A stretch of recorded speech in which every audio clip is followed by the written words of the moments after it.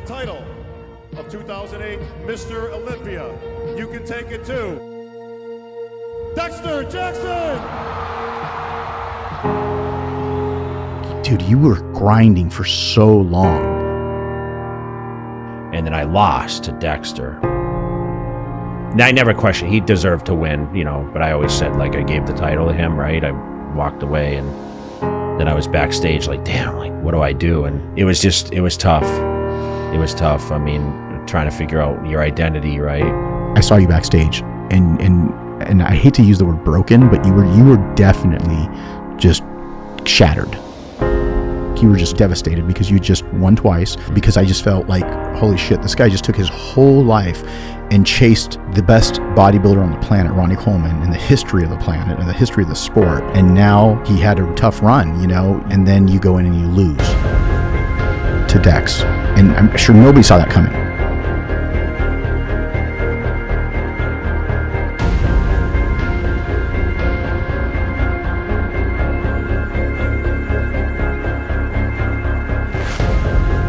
You know, each year he wasn't getting much better than he was the previous year, so he was getting worse and worse. And that was the talk before the show. If I wasn't at my best, I would lose. And I just knew I could beat him that show. I knew he wasn't going to be on.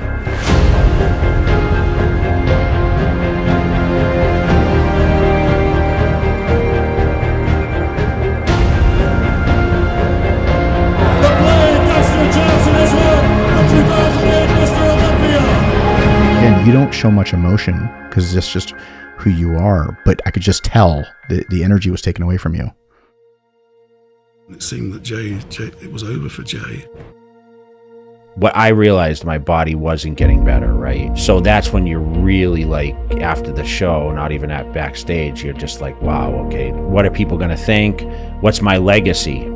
Think about where you were at that time too, which is really, really crazy, was that, you know, I remember Muscle Time, right, was the big, and they had basically said that you wouldn't be in the top 5 because of kind of your, like, on the way out. And I remember it affected you because you kept bringing it up. They weren't confident that I was going to come back. And I mean, I lost support of everyone, you know, people not believing in you. I was the victim of that. Everyone gave up on me. I need to go out and defeat, you know, I still said I wanted to get free. So. The question was, what's next? How do you beat that? I'm like, listen, I'm coming back. Make another run at this thing. It was like end of December, and you said, I want to come out and train with you. A lot of my career, from the rise of second, like a lot of people around me, like, you're going to win, you're going to win, you're going to win. So it was kind of nice to go into that show. It gave me more drive and focus and determination to be better because we didn't know what the body was going to unfold like. We both never realized. And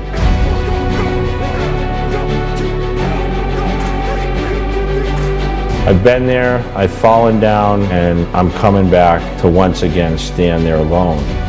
And there's a lot of people right now that doubt that I'm going to come back to do that. But there was a lot of people in the beginning that doubted when I was placing second. I feel I give everything I can to the sport, and that's what they'll see once again in 2009.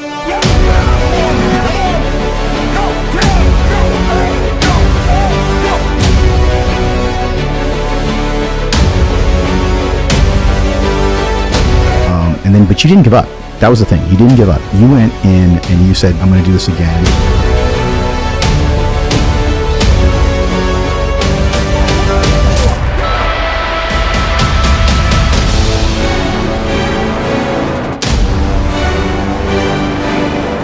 Next year there's going to be another round, and we'll see what happens then.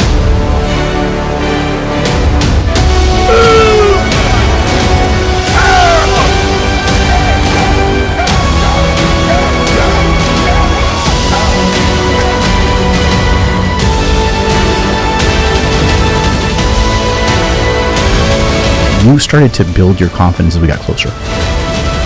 You know, I just went like guns blazing.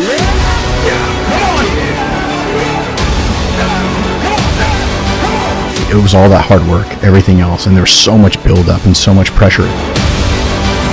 Coming, man.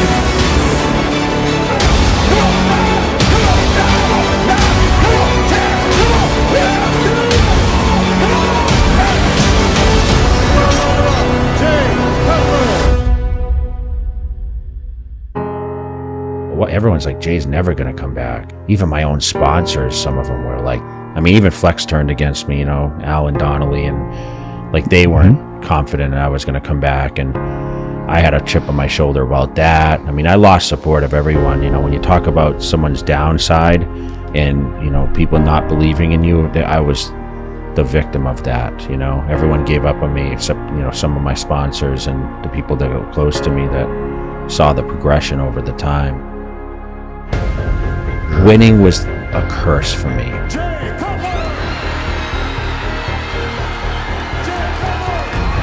Because I got satisfied very easily. Underdog worked better for me. It did. Always. Spent 6 years trying to win that title and take it from Ronnie, and it only took him 2 years to give it back. And no one in the history of this contest has ever lost the contest, come back and reclaimed the Sandow Trophy, and that's what Jay's trying to do.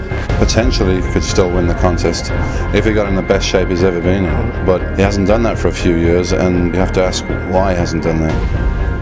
Yeah, you looked at the picture and you said to me, who's that? That was a very exciting point because everybody was just waiting, literally on the edge of their seats. You don't realize what you have until it's gone. Because I remember hearing gasps in the audience. That preparation, being the underdog again, worse than ever. Like, I had never been that much of an underdog. Just in awe. Like, when I took my clothes off and everyone's like, holy, you know, this isn't the same guy. Show him. I walked out on that stage that night. I mean, I knew right then, as soon as I took the step up, I said, it's over. And then he reinvented himself in 2009. When he walked out, he just rewrote the record books with that type of physique.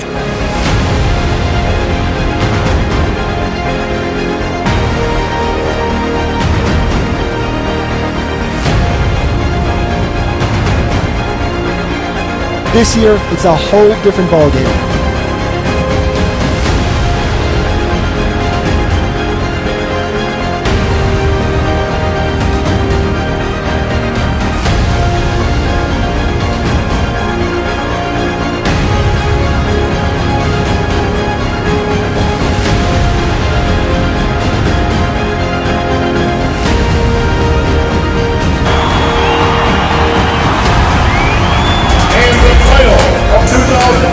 Mr. Olympia, Jay Cutler!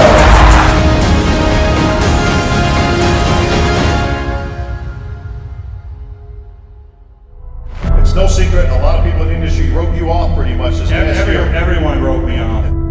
Achievements that people say could not be done. I've done what everyone said that can't be done. You know, that was a great feeling. I never had felt that before, even in 06. Was just so much gratifying appreciation for that body and that preparation, being the underdog again, like worse than ever. In bodybuilding, they love you, then they hate you, then they love you again. And that's kind of what happened, but it became even so much more monumental because when you won, it was like everybody was just like, people that even didn't, quote unquote, weren't your fans before, are like, holy shit. I want to make the improvements and be better than I ever have. I want to see change in my physique that people say that can't happen. I've always been against the odds. I've always been the guy that, you know, in the beginning they said I'd never be a pro bodybuilder, and then, you know, it turned into, once I turned professional, I was told I'd never be a good pro bodybuilder, and then, you know, I won one professional show. They said, well, you can't win the big one, and then I win the big one, and, you know, there's still always ways that people try to tear you down, but I know what physique that I want to build. I know what goals I want to accomplish. You know, that was it. History was made.